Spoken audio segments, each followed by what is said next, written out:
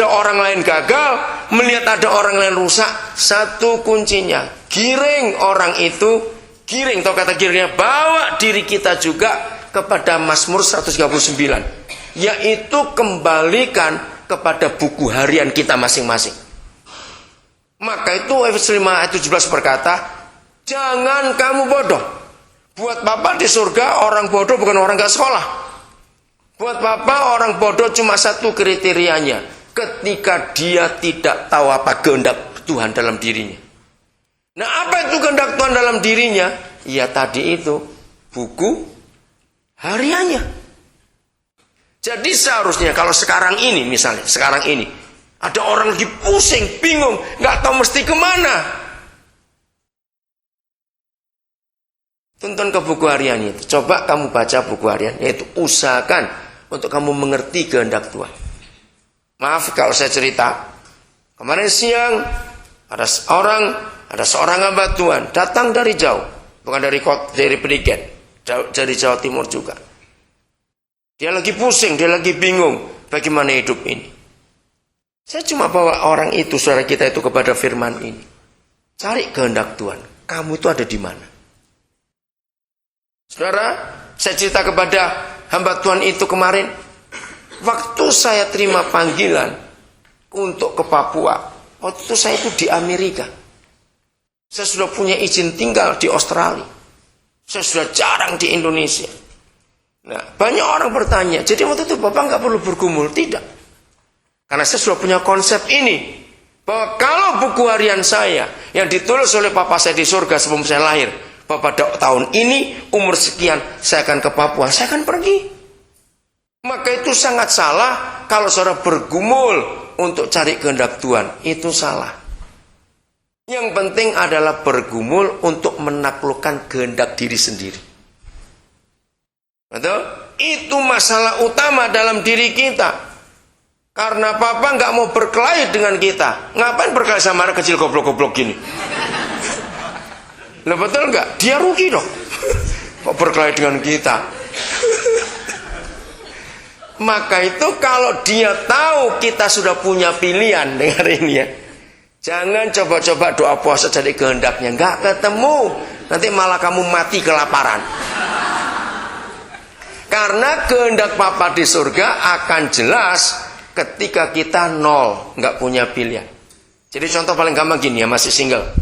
Kemarin nggak ikut single night, rugi sekali. Kok bagus sekali. Pak Pendeta Simpson ngomong itu, saya belajar banyak dari dia. Kalau saudara masih single gini, Tuhan jangan doa gini. Tuhan, aku ini bingung. Aku ini tertarik pada 3 orang. Yang mana? Misalnya. Oh, itu doa paling goblok sedunia, saudara. Kenapa? Karena kalau kita sudah punya pilihan, Tuhan nggak bisa ngomong. Kira-kira kenapa? Karena semua kehendaknya itu pasti berlawanan dengan keinginan kita. Percuma Tuhan ngomong kepada kita yang sudah punya pilihan.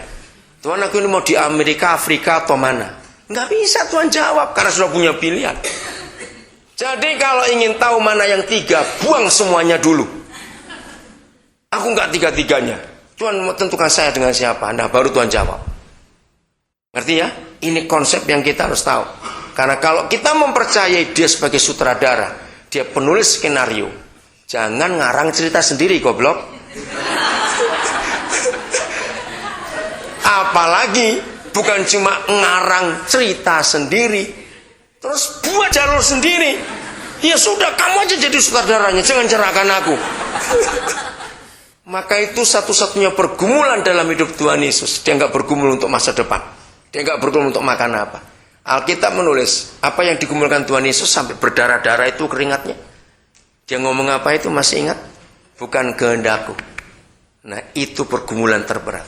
Bukan bergumul cari jodoh, besok makan apa. Enggak. Bergumul itu untuk melawan kehendak sendiri. Karena kehendak ini yang menghalangi untuk kita tahu kehendak Tuhan kita. Maka itu sedang mencari kehendak Tuhan, jangan punya pilihan dalam hidup. Katakan amin. Jangan punya pilihan. Biar kita nol. Katakan terserah Tuhan. Ya, terserah Tuhan. Itu terserah Tuhan. Nah, satu hari waktu saya lagi cerita soal kehendak Tuhan, ini bicara dia anak muda. Saya belum pernah ketemu ada anak muda sehebat itu buat saya, rohani sekali. Selesai pengajaran itu bilang, Om, saya kagum dengan firman Tuhan. Sungguh Om, Tuhan tahu hati saya mau menyerahkan.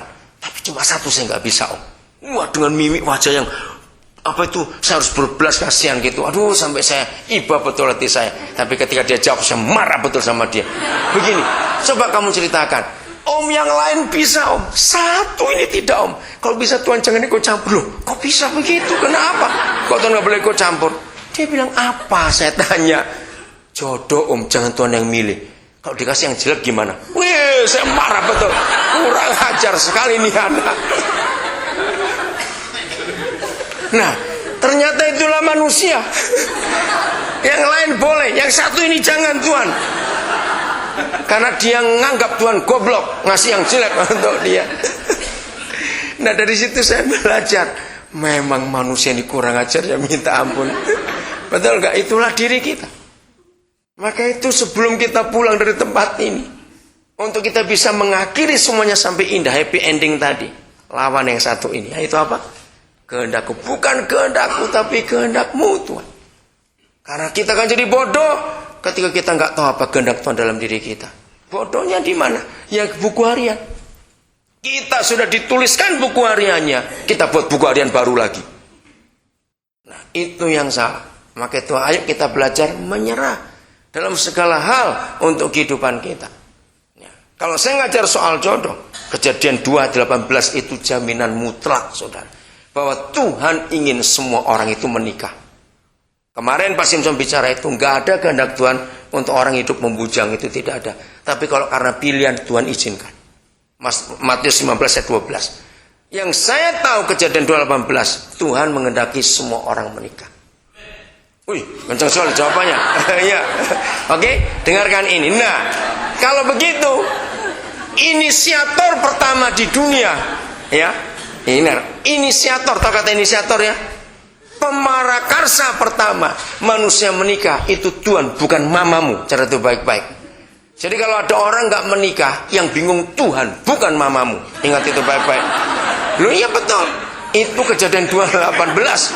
Karena Tuhan sudah jadikan jodoh nggak kawin-kawin. Kenapa ini orang nggak mau menikah? Nah, maka itu definisi jodoh itu jelas dalam Kejadian 2:18. Cuma satu definisi jodoh.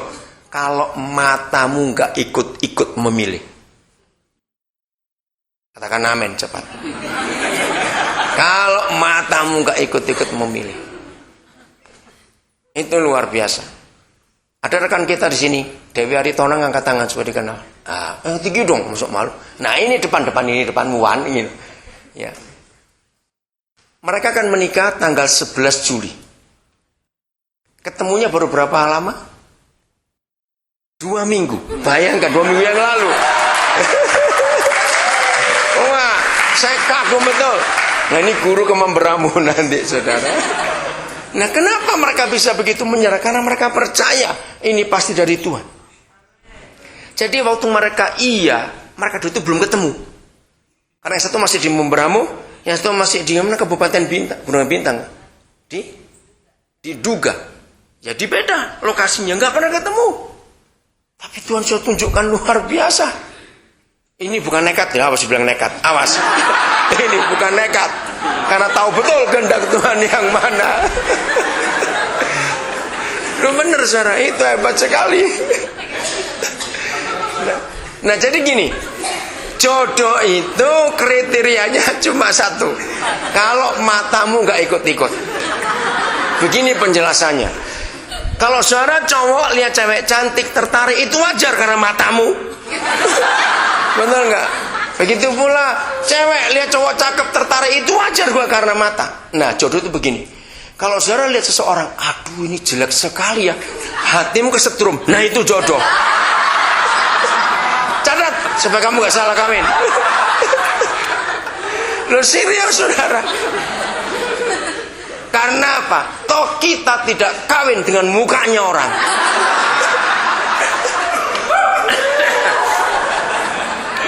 Jadi kalau kita Jadi kalau